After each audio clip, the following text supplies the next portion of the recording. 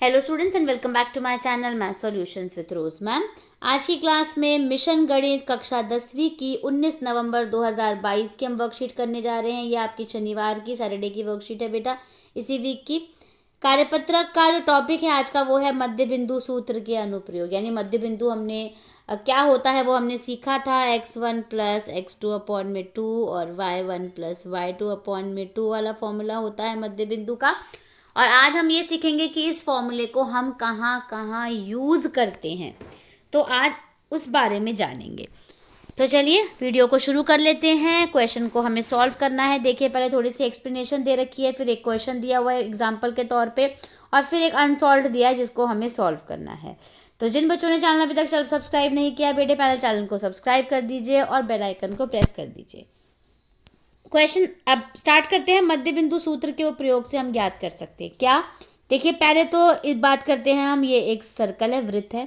ए और A B क्या है, डायमीटर यानी व्यास, और सी क्या है, केंद्र यानी सेंटर। वृत्त का केंद्र जब उसके व्यास के अंत बिंदु के निर्देशांक दिए गए हो, यानी ए और बी अगर हमें पता है तो सी हम मध्य बिंदु के फॉर्मूले से ज्ञात कर सकते हैं।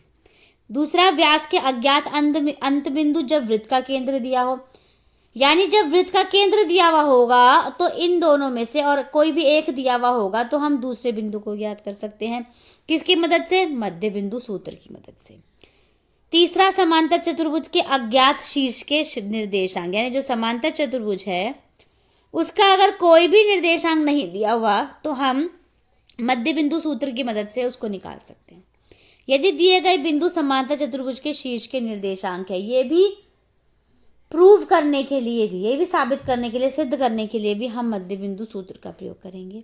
समांतर चतुर्भुज के विकर्ण के प्रतिच्छेदी बिंदु के निर्देशांक, यानी ये जो प्रतिच्छेदी रेखाएं हैं विकर्ण की, तो इसका जो पॉइंट है, सपोज जो भी पॉइंट है निर्देशांक का जहाँ पे ये प्रतिच्छेदी बिंदु आ रहा है, इसको ज्ञात करने के लिए भी हम मध्य बिंदु का प्रयोग करेंगे।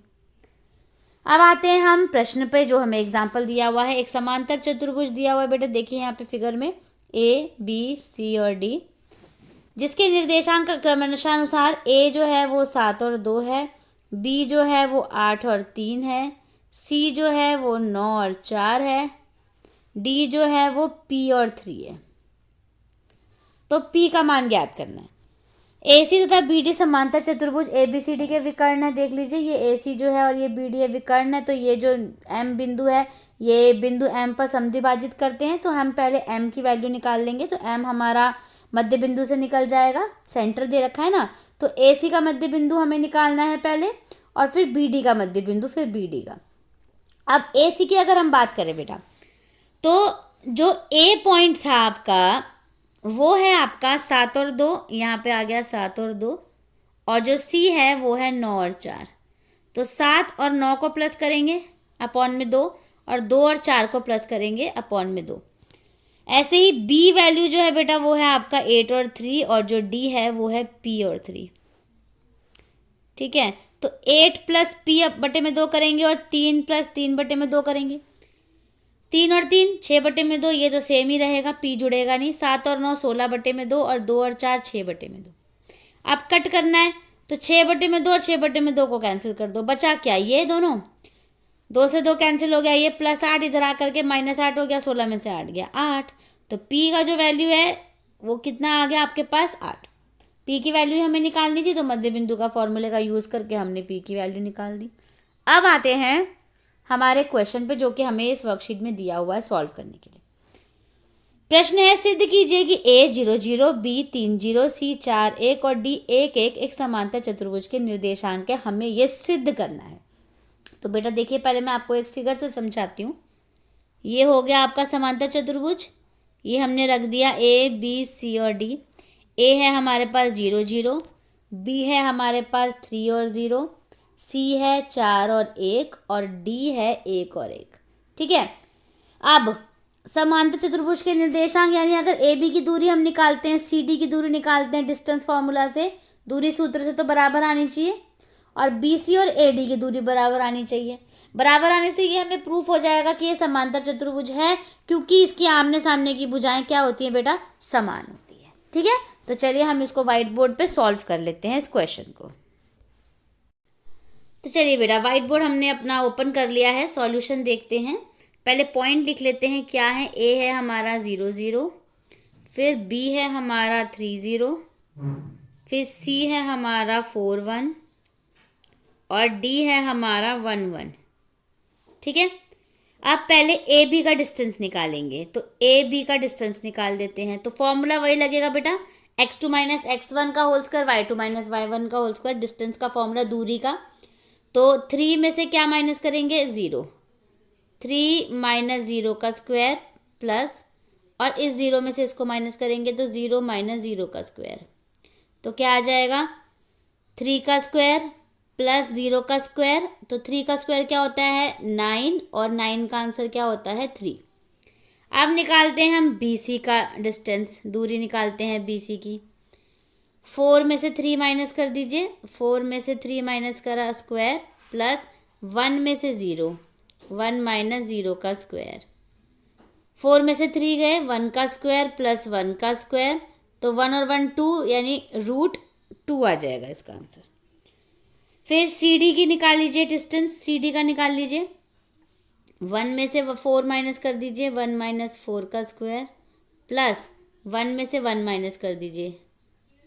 ठीक है, 1 में से 1 माइनस कर दीजिए। अब देखिए 1 माइनस 3 क्या हो गया? 4 क्या हो गया? 3 का स्क्वायर, और 1 में से 1 गया 0 का स्क्वायर, तो 3 का स्क्वायर क्या हो गया? 9, और आंसर क्या आ गया? 3। यानी AB और CD जो है वो इक्वल आ रहा है। ये भी 3 आ रहा है, ये भी 3 आ रहा है, और ये भी 3 आ रहा है। ठीक है, ये दोनों तो हो गए हमारे 3 3। अब BC देखते हैं, क्या BC जो है वो AD के इक्वल आ रहा है कि नहीं आ रहा।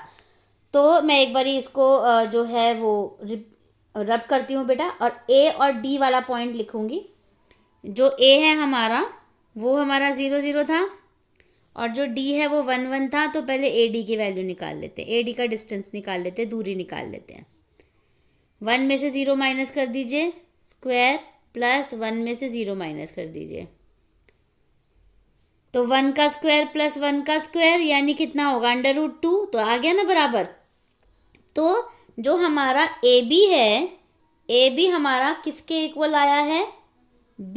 AB जो है वो CD के इक्वल आया है, और जो BC है वो AD के इक्वल आया है। तो हो गया ना पैरेललोग्राम, क्योंकि आमने सामने की जो साइड्स हैं वो कैसी? पैरेललोग्राम एंड समांतर चतुर्भुज हो गया, क्योंकि ये दोनों बराबर होनी चाहिए, ABC और D।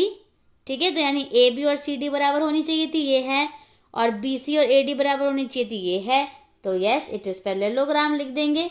ठीक है, तो आंसर में आप लिख दीजिए यस, इट इज़ पैरेललोग्राम। यह एक समांतर चतुर्भुज है, समांतर चतुर्भुज है। और इसी के साथ बेटा हमारी आज की वर्कशीट जो है वो कंप्लीट हो जाती है। Thank you students for watching this video.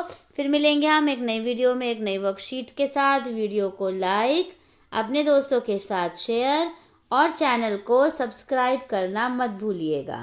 Thank you students.